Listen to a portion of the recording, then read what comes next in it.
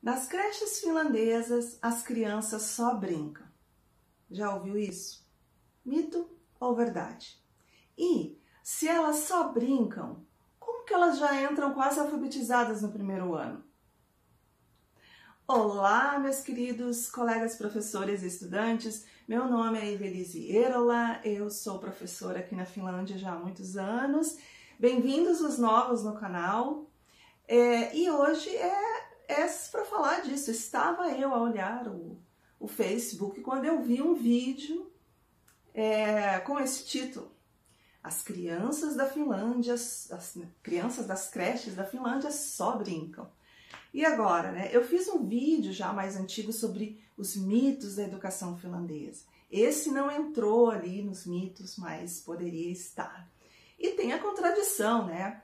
Você já deve ter lido que as crianças entram quase que alfabetizadas já no primeiro ano. Nós não temos problemas de alfabetização tardia, por exemplo. Casos isolados, problemas cognitivos ou problemas mais sérios, né?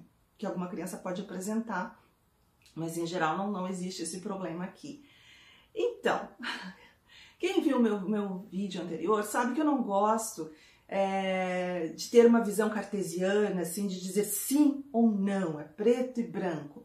Eu não me lembro, eu não vi o vídeo, eu estava muito ocupada na hora, eu acho que eu estava em sala de aula e antes dos alunos chegarem, dei uma checada no Facebook e vi esse vídeo e disse, ok, esse vídeo merece um vídeo sobre isso. Eu nem lembro se foi uma mulher ou se foi um homem, foi um brasileiro, uma brasileira que escreveu sobre isso, provavelmente mora aqui ou está aqui, visitou, não sei, e teve uma impressão de acordo com os paradigmas lá do Brasil. Então, sempre, como eu falo, sempre não é fácil conseguir entender a educação finlandesa. Mas vamos lá, para começar, existe uma diferença entre só brincar e ênfase em brincadeiras, certo? Acho que todo professor, principalmente da educação infantil, primeiros anos iniciais, conhece isso. Então vamos assim pensar assim, na questão da família. Quando você deixa suas crianças brincarem, vamos dizer que seja 2, 3 crianças, elas estão adquirindo competências importantes para a vida, né? Para a vida social, porque o brincar é isso. Os animais também brincam. Cada vez que os animais brincam, eles também estão adquirindo certas competências que vai ser necessário mais tarde para a vida deles. Mas não necessariamente as crianças vão estar adquirindo competências para a leitura e escrita, para a alfabetização, mesmo que elas estejam com o livro na mão, porque elas precisam de um guia, né? Elas não sozinhas. Tem casos, mas é bem raro. Vamos dizer que você brinque com seu filho, ou os pais, né? Tem pais que sentam e brincam com os filhos, com Lego, ou com bonecas, ou com qualquer outro brinquedo.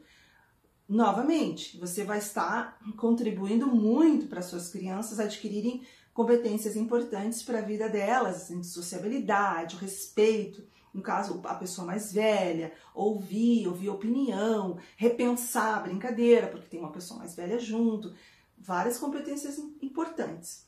Quando na creche também se deixa a brincadeira livre, porque isso acontece, ou a brincadeira no pátio, também é a mesma coisa, é o mesmo processo.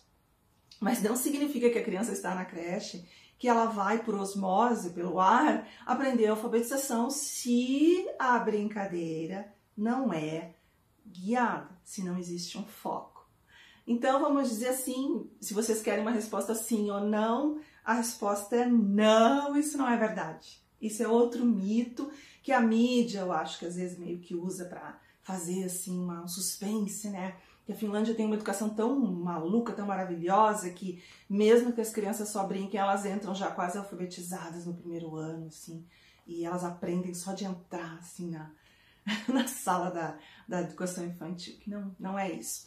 Todas as brincadeiras são guiadas todo o dia. Eu não vou dizer a brincadeira em si. Claro que existem brincadeiras totalmente livres e quando as crianças estão no pátio é uma dessas ocasiões em que raramente a professora vai brincar com as crianças. As professoras ficam conversando entre elas ou olhando as crianças em volta, mas raramente a professora vai lá e brinca e faz uma atividade.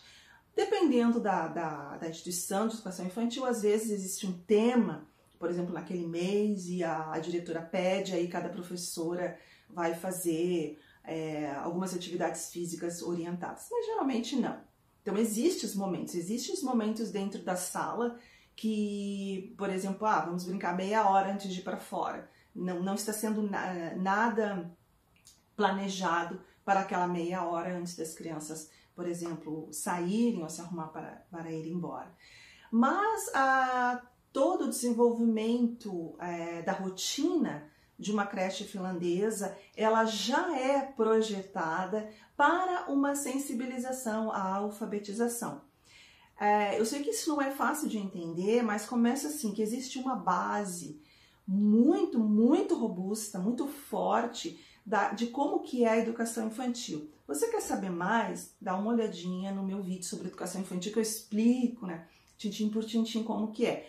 Essa base, ela dá espaço para que a creche seja muito boa ou mais ou menos, mas ela não deixa a creche ser ruim, o ensino da educação infantil ser ruim, por pior que seja a professora. Existem professoras ruins aqui também, existem professoras que não são cansadas, né, da profissão e que não estão muito aí, que não se esforçam, existem. Mas também existe um time, né, como são 3, daí vamos dizer assim que se a professora ela não é tão boa, as outras hoitajas, né, as enfermeiras, as nanis, elas vão já talvez suprir isso. Eu já vi acontecer isso também. Então, por essa base, a coisa flui, vou dizer assim. Quando você consegue perceber qual é a base, quando é um mecanismo, né, que já existe aqui há muitos anos, quando você entra lá, você consegue entender, aquilo vai fluindo e você vai no fluxo. E se você tiver que começar, tua turma, como eu iniciei uma turma do zero, de uma creche totalmente nova, como eu já conhecia o mecanismo, também foi fluido. Já sabia exatamente o que tinha que fazer para manter aquela base. A base já vinha não só de mim, mas das outras 2 que trabalhavam comigo, porque é o time de 3, né? Bom, como que acontece? Para explicar um pouco melhor, né? Se alguém está tendo dificuldade mais ou menos de conseguir visualizar. Por exemplo, em tudo na creche, em toda a sala vai ter palavras escritas já para uma sensibilização à alfabetização. A criança é convidada a escolhas, também porque a criança tem que ter o sentimento de independência, também, como eu já falei em outros vídeos, e isso é só com escolhas que ela vai conseguir ter esse sentimento de independência. Então, por exemplo, no Círculo da Manhã, onde existem os dias da semana, os dias da semana estão escritos em letras grandes e cada dia tem uma cor diferente, porque visualmente a criança logo aprende que quarta-feira é o dia amarelo, é um exemplo. Então, inclusive um adulto, se você está aprendendo a língua finlandesa e ela está dividida os dias da semana em cores, você logo vai perceber a cor branca é o sábado, por exemplo. Geralmente a cor branca é o sábado. A cor amarela é a quarta. Então você vai primeiro ver o visual, né, a cor, depois você vai subir os olhos e vai começar a ver, maanantai, tiistai, keskiviikko, você vai ver como que é escrito e vai começar a aprender, e vai começar até a aprender a como falar. Então começa assim, as crianças têm isso desde bebês, desde que elas entram, com 9 meses já existe o círculo.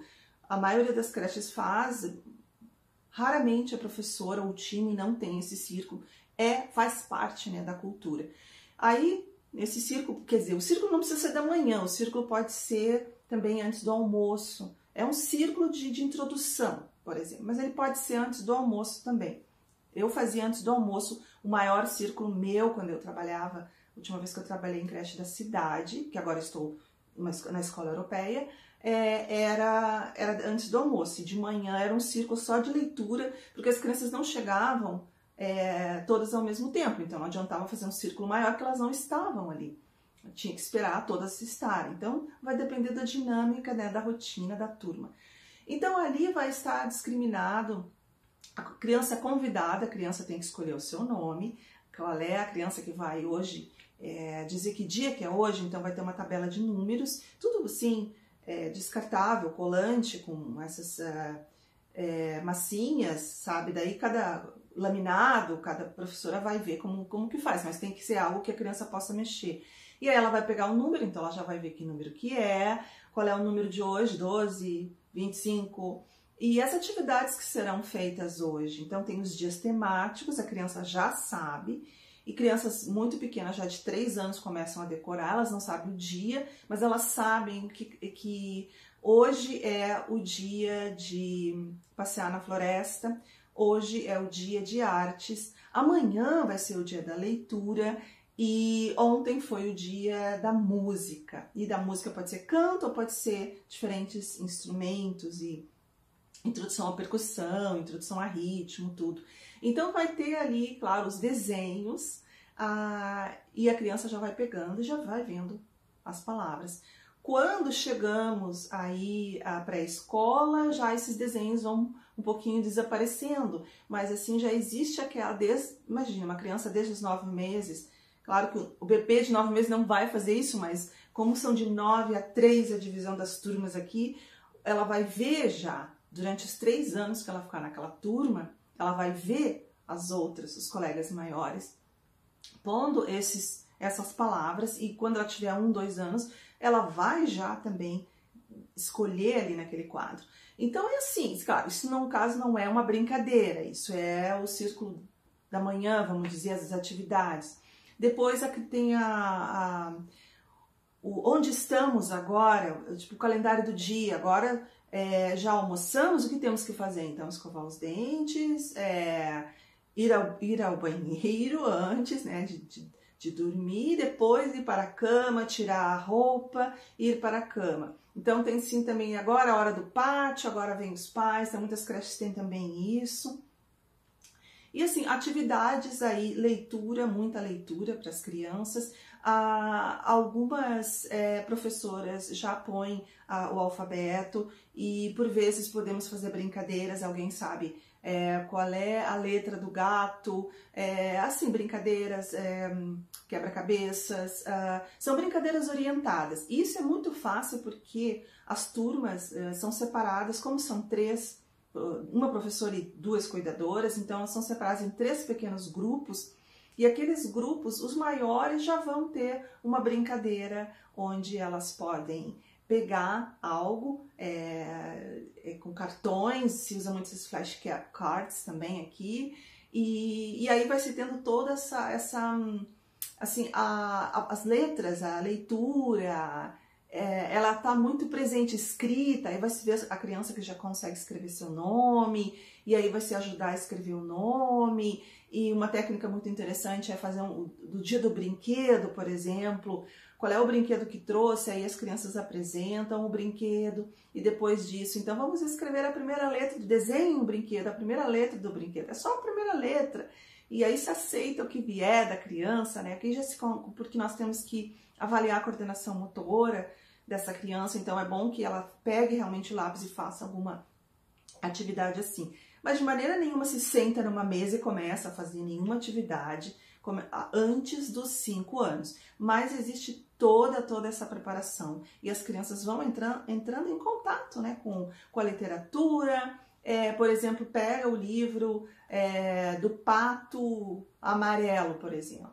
Qual é o livro do Pato Amarelo? A criança vai ver que o P ali, então é assim muito natural. Depois, com 5 anos, aí existe uma vez por semana uma sensibilização maior, onde a professora realmente vai ver a coordenação motora. Aí nós ainda trabalhamos com ondas e círculos e quadrados, isso é muito bom, eu não tiraria isso da pré-alfabetização de maneira nenhuma, isso ajuda muito com desenhos interessantes, assim, que a criança vai já treinando, né, a coordenação motora. Mas também não é por muito tempo, já se cria uma pastinha e se vai vendo o desenvolvimento da criança. E chegando na pré-escola, essa criança já está, né, o aluno já passou por tudo isso e tem toda uma história já na creche. Mas mesmo aluno chegando direto para a pré-escola, com a idade de 5 ou com a idade de 6, pela dinâmica das brincadeiras, ele sim sai quase alfabetizado. Eu posso dizer de experiência própria, eu trabalhei esse ano também com pré-alfabetização, que é algo que eu amo. Primeiros 6 meses começamos a introduzir as vogais. As vogais demoram mais tempo, então através de uma história, através de brincadeiras, através de, como se diz assim, colocando as vogais como crianças ou como personagens, né, com olhinhos e tudo, e brincando, e aí os sons das vogais, inventa-se sempre eu sempre invento uma história toda das vogais, por que elas têm um som, né, maior que as consoantes e tal, e depois nos outros 6 meses introduz já as consoantes. O método da finlandês também é o silábico, mas eu pessoalmente, como eu já trabalhei muito com inglês, eu uso fônico. Eu começo pelo fônico e eu continuo com o silábico. Eu vou introduzir o silábico no finalzinho da pré-alfabetização. E no primeiro ano o silábico entra com toda. Mas o fônico ainda vai acompanhar até o 2º ano, porque o fônico é muito bom para as crianças perceberem cada letra. É muito, muito interessante. Mas então é isso, esse vídeo não ficar muito longo, é todo um trabalho que é feito, né? Não significa que porque não é um trabalho rígido, porque é um trabalho mais descontraído, já se usa tablets a partir desse Whisker, como eu falei, dos 5 anos, já se usa bastante o tablet, onde as crianças têm todo o interesse de saber escrever, de saber teclar, né, por exemplo, e achar através de jogos que são jogos pedagógicos, né? Não é qualquer jogo, é um jogo pedagógico, sem prêmios, mas sim com tarefas, e através disso elas capta, né, bastante o interesse dessas crianças. Geralmente elas estão muito felizes, elas estão muito contentes e querem fazer as atividades, porque se deixa essa liberdade às vezes de perguntar assim, quantas atividades vamos fazer? Vamos continuar a leitura?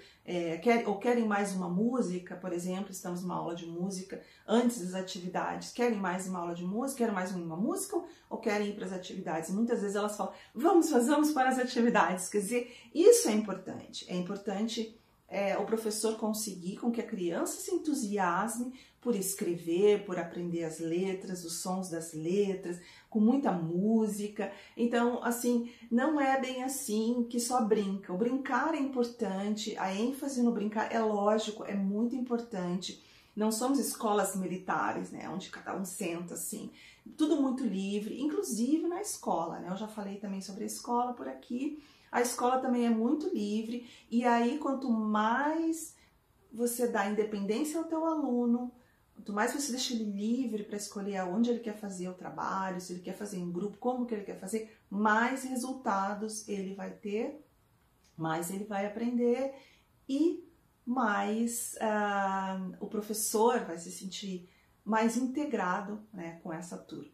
Então, se vocês verem uma manchete assim, em algum jornal ou algum vídeo, não é verdade que as crianças só brincam. Existe uma brincadeira totalmente planejada. Embora não exista o plano de aula, aquele plano de aula rígido, mensal, que o professor escreve no caderno, tá tudo lá, o plano de aula tá mais na mente do professor, é por causa como eu falei, da engrenagem. A engrenagem está pronta já. Então, quando ela está pronta, praticamente é como que você põe, falando da mecânica, você põe todos os parafusos no início do ano, você ajeita tudo, põe óleo, que são os dias temáticos, você conversa com o teu time, e aí ela roda praticamente sozinha. E aí, claro, vão surgindo temas mais importantes, a diretora pode pedir um tema geral, um professor pode sugerir um tema geral também, trabalhar muito. O trabalho colaborativo é muito importante. Eu tenho feito muito trabalho colaborativo na escola em que eu trabalho atualmente. Então, é isso. Eu espero que vocês tenham gostado do vídeo e que tenha, assim, tirado um pouco as dúvidas desses mitos da educação finlandesa. Até mais!